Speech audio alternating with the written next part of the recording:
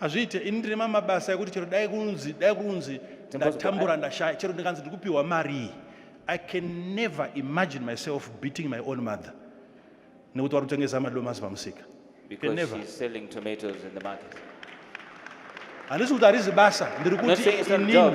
I'm saying that I personally, hakuna chinoitika pandiri kuti ndisvike pakurova mai andirove mai vangu azviite. Nothing can ever happen to me that will cause me to beat up my own mother. Azviite. That will never happen. Kana riro rega basa rasara ndino resign. If that's the only job remaining, then it's time for me to resign. I'll resign.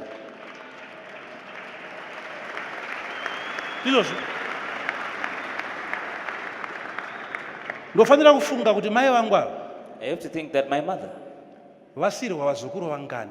how many grandkids is she looking after?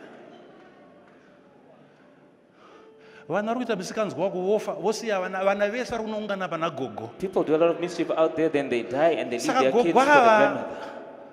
vakasatengesa So if she can't sell these tumapepa twematemba, these little carpenter fish, gogo ava vakasatengesa mazhanje, that if she can't sell fruit, handisi kuti ngazviitwe zvisiri ndiri kungoti ndofanira kufunga kuti I'm not saka saying pinda mutsoka dzagogo uone uine vana 7 pamba put vana yourself kudya. in her shoes Pinda mutsoka dzagogo kuti and imagine those 7 kids depending on you.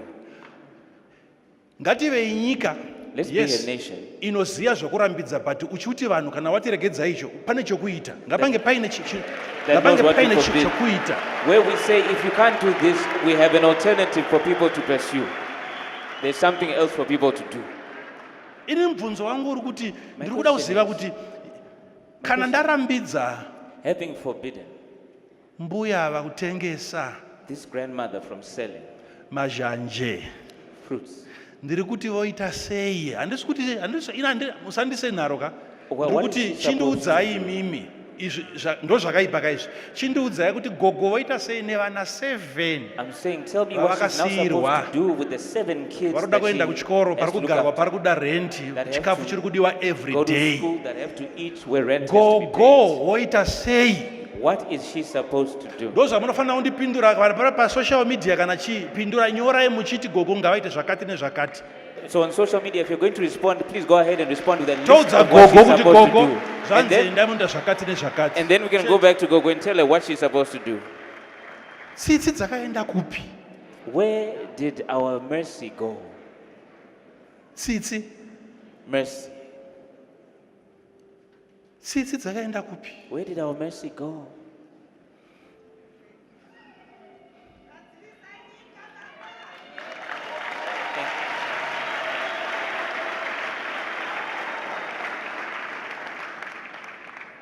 Hatizi tese chero nyika yakanzi yaropafadzwa, hatizi tese tichaita mamiliyoneri. Even in this country is to be blessed. It's not Kuno mumwe everybody. munhu asitorina shungu dzekutombotenga Bugatti kana It's not everybody who will be a kana millionaire. Lamborghini. There's some people who have no desire to buy a Bugatti or a Lamborghini. No. Ari kuda half bread. They just want a half loaf. Ari kuda ma-vegetables nemadomasi per day. They want vegetables Zvapera. and tomatoes that will see them through the day. That's it. Zvapera. That's all. Tsitsi dzinotipa kuoverlooka zvimwe Mercy zvinhu. will allow us to overlook certain things. Chero tichida utsanana Even if we're looking towards health mumadhorobha edu, within our cities. hatingokopa nyika dzine utsanana, We don't just copy the nations that have tinokopa got neat nemaeconomies cities. adzo. We have to copy also even their economy. Havana kutanga nemuramba tsvina. They didn't start No. by refusing. Vanonovaka maflats, They start- maaccommodation, vouya kumatangwena vopaza voti endai kudzimba dzakavakwa. They start by building accommodations before they destroy shanty towns.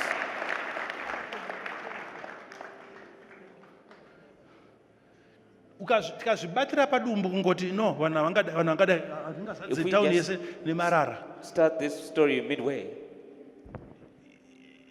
Ndo economy yacho. That's the economy. Zvinhu hazvina kumira zvakanaka. Things are not well.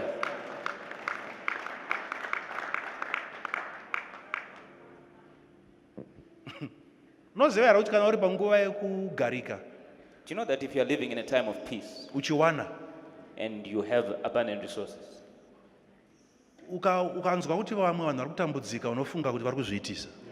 When you hear that other people aren't doing well, you think that there's something that they are failing to do. Ndo andati deceitfulness of what? Riches. And that's what we're calling the deceitfulness of riches. Kana iwe ine mari pese pawatarisa unongoona opportunities. When you have money, everywhere you look, you see opportunities. Utoshaya kuti vanhu vari kuzviitisa ava kana yese zvese izvi And you wonder how people are failing to capitalize on that. pese pauri ziva kuti Wherever you are, you should know kune munhu ane 2 days that there's somebody who has spent 2 arongomedza days, mate, and 3 days arongomedza mate, they haven't eaten a single thing. mate ngomedza mate. Literally, they've only swallowed their own saliva. Ladies and gentlemen, it's now 2025, and the first thing that I do is to remind you that I'm still a proud brand ambassador of Logos Solar Tech. Today, ndambenda nawo kuti vano installa inonzi Zigo package. Inonzi Zigo package because it was first installed kumba kwangu, and it's exclusively products inema must batteries, must inverters, must what and this expect and this nyazoziva. Saka ndauya na Mr. Kech and expect Logos Solar Tech timbowabvunza kuti zvakamira sei. Yakamira sei package idi? So Zico package is a 3.2 kVA solar system in a just must product. So this package, it powers a 0.5 horsepower bore pump. It powers a class A fridge, power TV, you buy power my lights, energy saver lights up to 15. And then zvese entertainment, charge some phone, my laptops, Wi-Fi, zvese zvinenge zvingori ngwengwengwe. Is it affordable because Zigo represent the economic class here? Very affordable. This package, yes, a fixed and supply price, it goes for 1,480. Zvese zvobva Exactly. Alright, koma package vane mari vanenge vachinzana sei? Kana takuenda pamusoro apa, titakudawo from 5 kVA, 6.2 kVA, of which yedu isusu inotangira pa $2,400. Ndo inova iyo ye 5 kVA. And then toenda pamusoro, tenge takuitwa ma 10 kilowatt solar systems, of which aya anenge akuitwa ma prices anoendera nekudesignwa kunenge kwaitwa solar system yacho. Alright, then lastly, vanoda zvekutaurirana vema-layby, vema-terms, ma-civil servant, nevane ma-customized service, vanokubatai here.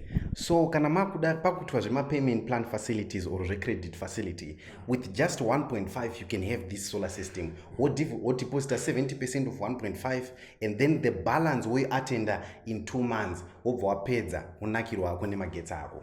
Wanakirwa waenda. Manumbers awasiko wataura ndo ari kubuda pa screen apa. Saka as long as Zigo ari brand ambassador we Logos Solar Tech, you get the best service as far as my solar installation and everything is concerned.